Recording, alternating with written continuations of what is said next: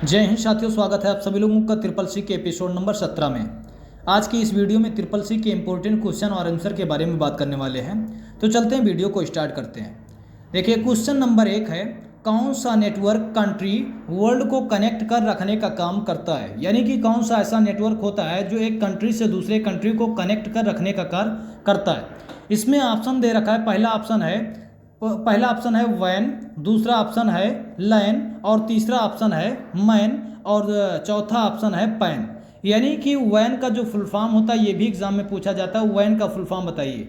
तो जो वैन का फुल फॉर्म होता है वो होता है वर्ल्ड एरिया नेटवर्क, और लैन का जो फुल फॉर्म होता है लोकल एरिया नेटवर्क। अगर मैन की फुल फॉर्म जो होती है वो क्या होगा कि मेट्रोपोलियन एरिया नेटवर्क। जो लैन का फुल फॉर्म होता है वो होता है लोकल एरिया नेटवर्क, है ना। यानी कि चारों नेटवर्कों का हमने क्या काम किया, फुल फॉर्म देखा।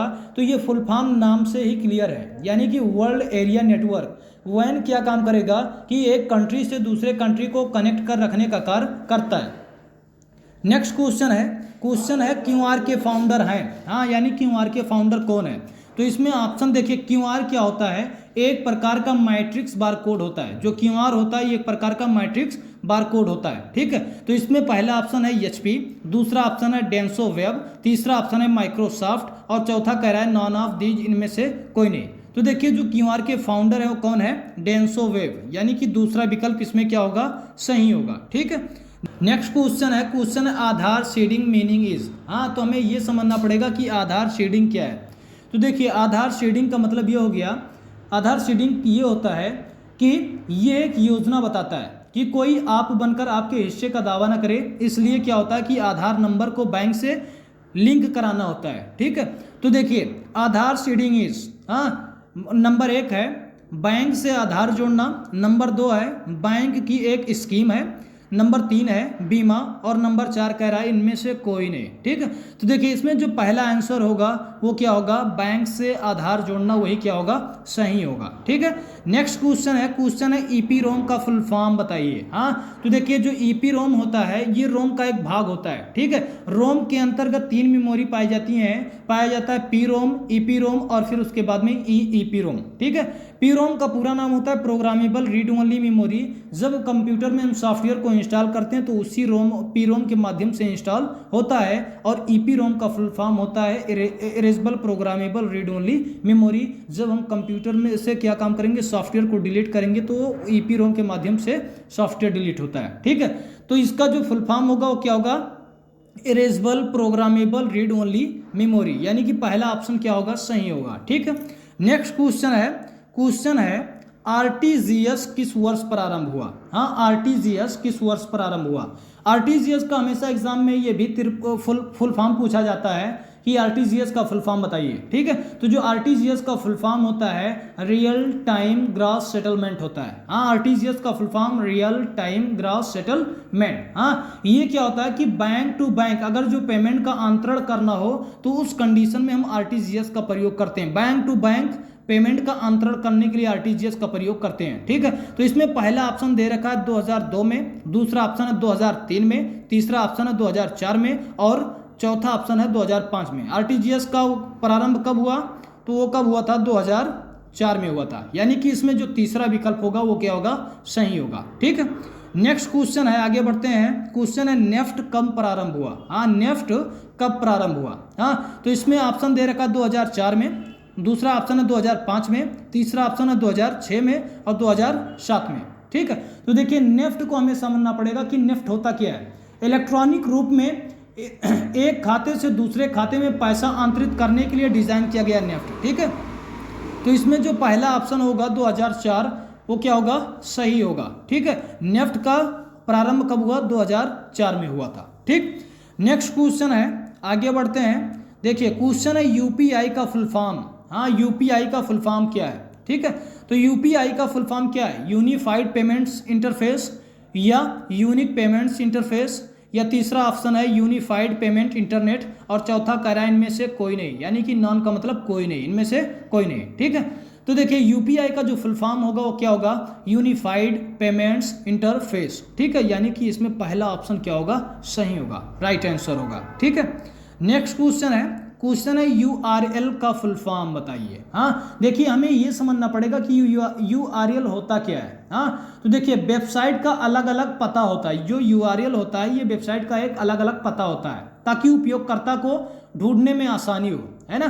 तो देखिए इसमें पहला ऑप्शन है यूनिफॉर्म रिसोर्सेस लोकेटर और दूसरा ऑप्शन है यूनिक रिसोर्सेस लोकेटर और तीसरा ऑप्शन है यूनिवर्सल और रिसोर्सेस लोकेटर और चौथा कह रहा है नॉन ऑफ दीज, इनमें से कोई नहीं। ठीक है, तो देखिए इसमें जो पहला ऑप्शन होगा वो क्या होगा, यूनिफॉर्म रिसोर्सेस लोकेटर होगा, यानी कि पहला ऑप्शन क्या है, सही है। ठीक है, नेक्स्ट क्वेश्चन है, काफी इंपॉर्टेंट क्वेश्चन है। क्वेश्चन है निम्न में से कौन इनपुट डिवाइस है। देखिए जो डिवाइस होते हैं दो प्रकार के होते हैं, एक होता है इनपुट डिवाइस और दूसरा होता है आउटपुट डिवाइस। इनपुट डिवाइस का मतलब ये हो गया कि कंप्यूटर का ऐसा डिवाइस जिससे हम कंप्यूटर में सूचना देते हैं उसे बोलेंगे इनपुट डिवाइस, और आउटपुट डिवाइस का मतलब ये हो गया जिससे हम दिए गए सूचनाओं से रिलेटेड रिजल्ट को प्रोवाइड करने का काम करें उसे बोलेंगे आउटपुट डिवाइस। ठीक है, तो इनमें से कौन इनपुट डिवाइस है। पहला ऑप्शन है स्कैनर, दूसरा ऑप्शन है प्रिंटर, तीसरा ऑप्शन है स्पीकर और चौथा ऑप्शन है नॉन, इनमें से कोई नहीं। तो देखिए जो प्रिंटर होता है ये भी क्या है, एक आउटपुट डिवाइस से सॉफ्ट कॉपी के रूप में रिजल्ट को प्रोवाइड करता है। स्पीकर ये आवाज़ के रूप में रिजल्ट को प्रोवाइड करने का काम करता है। हाँ, लेकिन जो स्कैनर होता है ये एक प्रकार का इनपुट डिवाइस होता है। हाँ, ये क्या होता है, इनपुट डिवाइस। बाकी प्रिंटर है, स्पीकर है, ये सब आउटपुट डिवाइसेस हैं। ठीक है, नेक्स्ट क्वेश्चन है पैन कार्ड का फुल फॉर्म। हाँ, पैन कार्ड का फुल फॉर्म। देखिए पैन कार्ड जो होता है इसका यूज टैक्स भरने के लिए या किसी खाता को खोलने के लिए हाँ इसकी आवश्यकता पड़ती है। देखिए जो पैन कार्ड होता है इस पर 10 नंबर होते हैं, 10 डिजिट का अंक होता है। ठीक है, तो पैन कार्ड का फुल फॉर्म क्या है। पहला ऑप्शन दे रखा है पर्सनल एरिया नेटवर्क, हाँ, दूसरा ऑप्शन दे रखा है परमानेंट अकाउंट नंबर, तीसरा ऑप्शन दे रखा है प्राइवेट अकाउंट नंबर और चौथा है वाथ, यानी कि ये सब सही है। ठीक है, तो देखिए इसमें जो पैन कार्ड का फुल फॉर्म होता है वो परमानेंट अकाउंट नंबर होता है। ठीक है, यानी कि दूसरा ऑप्शन क्या होगा, राइट आंसर होगा। ठीक है, नेक्स्ट क्वेश्चन है ALU और CU किसके पार्ट है। पहला ऑप्शन है मेमोरी के, ये बहुत इजी है, आप सब लोग जानते होंगे। दूसरा ऑप्शन है CPU के, तीसरा है मॉनिटर के और चौथा है नॉन ऑफ दी, जिनमें से कोई नहीं। तो देखिए इसमें जो राइट आंसर होगा वो क्या होगा, CPU। क्या होगा, CPU। ठीक है, नेक्स्ट क्वेश्चन है, इस क्वेश्चन का आंसर आप लोगों को कमेंट बॉक्स में देना होगा। हाँ, उमंग ऐप किससे संबंधित है। पहला ऑप्शन है डिजिटल इंडिया, दूसरा है बिजनेस, तीसरा है ई-कॉमर्स और चौथा है नॉन, इनमें से कोई नहीं। तो देखिए इस क्वेश्चन का जो आंसर है वो आप लोग कमेंट बॉक्स में जरूर दीजिए। ठीक है, क्वेश्चन है जब कंप्यूटर एक रिपोर्ट प्रिंट करता है तब ये आउटपुट कहलाता है। यानी जब कंप्यूटर एक रिपोर्ट प्रिंट करता है तब वो क्या कहलाता है, आउटपुट कहलाता है। ठीक है, मतलब वो आउटपुट क्या कहलाता है, हार्ड कॉपी या सॉफ्ट कॉपी, तीसरा कह रहा बोथ और यानी दोनों, और चौथा कह रहा नॉन ऑफ दी, जिनमें से कोई नहीं। क्वेश्चन समझिए, जब कंप्यूटर एक रिपोर्ट प्रिंट करता है, हाँ, यानी कि कोई रिपोर्ट प्रिंट करता है तब ये जो प्रिंट कॉपी होती है वो क्या कहलाती है, हार्ड कॉपी या सॉफ्ट कॉपी जो आपके हाथ में मिल जाता है। देखिए जो मॉनिटर स्क्रीन पर दिखाई देता है वो होता है सॉफ्ट कॉपी, उस चीज़ को हम पकड़ नहीं सकते। हाँ, केवल हम देखकर महसूस कर सकते हैं, पढ़ सकते हैं, लेकिन जो हमें प्रिंटर के द्वारा हमें एक पेज मिलता है वो क्या होता है, हार्ड कॉपी होता है, उसको हम पकड़ सकते हैं, है ना। तो इसमें राइट आंसर क्या होगा, हार्ड कॉपी होगा। नेक्स्ट क्वेश्चन है PI को दिन में कितने घंटे यूज कर सकते हैं। हाँ, PI को दिन में कितने घंटे यूज कर सकते हैं। पहला ऑप्शन है 12 घंटा, दूसरा ऑप्शन है 10 घंटा, तीसरा ऑप्शन है 24 घंटा और चौथा ऑप्शन है 11 घंटा। तो देखिए इसमें हम क्या काम करेंगे, PI का जो यूज़ होता है वो 24 घंटा कर सकते हैं। हाँ, 24 घंटा यूज इसका कर सकते हैं। ठीक है, नेक्स्ट क्वेश्चन है OLX क्या है।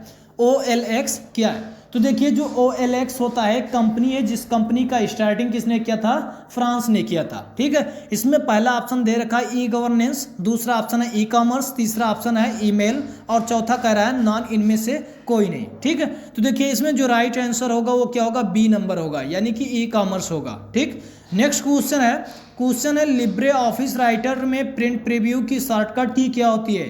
हाँ, लिब्रे राइटर ऑफिस में प्रिंट प्रीव्यू की शॉर्टकट की क्या होती है।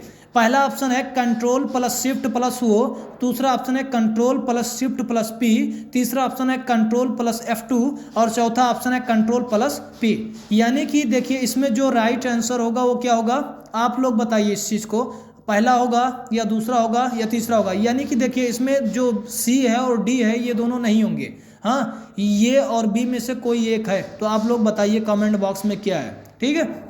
नेक्स्ट क्वेश्चन है नाबार्ड किस कमेटी के द्वारा इस्टेब्लिश किया गया। हाँ तो देखिए नाबार्ड जो है राष्ट्रीय कृषि और ग्रामीण के विकास के लिए नाबार्ड की स्थापना की गई। कब की गई, 12 जुलाई 1982 को की गई थी। हाँ तो इसमें किस कंपनी के द्वारा किस कमेटी के द्वारा इस्टेब्लिश किया गया, इसमें है बी शिवारामन कमेटी, दूसरा है हर्ष कुमार कमेटी, तीसरा ऑप्शन है 1982 एक्ट कमेटी और चौथा है रामारोवा कमेटी, ठीक है। तो इसमें जो पहला ऑप्शन होगा वो क्या होगा, बी शिवारामन कमेटी, ठीक है, यही राइट आंसर होगा आपका। नेक्स्ट क्वेश्चन है लिब्रे ऑफिस में इम्प्रेस स्लाइड किस मेनू में पाया जाता है। हाँ लिब्रे ऑफिस में इम्प्रेस स्लाइड किस मेनू में पाया जाता है। इसमें ऑप्शन है, पहला ऑप्शन है व्यू, दूसरा है इंसर्ट और तीसरा है स्लाइड शो और चौथा है फॉर्मेट। हाँ यानी कि इसमें जो राइट आंसर होगा वो क्या होगा, व्यू होगा, यानी कि पहला ऑप्शन क्या है, सही होगा, ठीक है।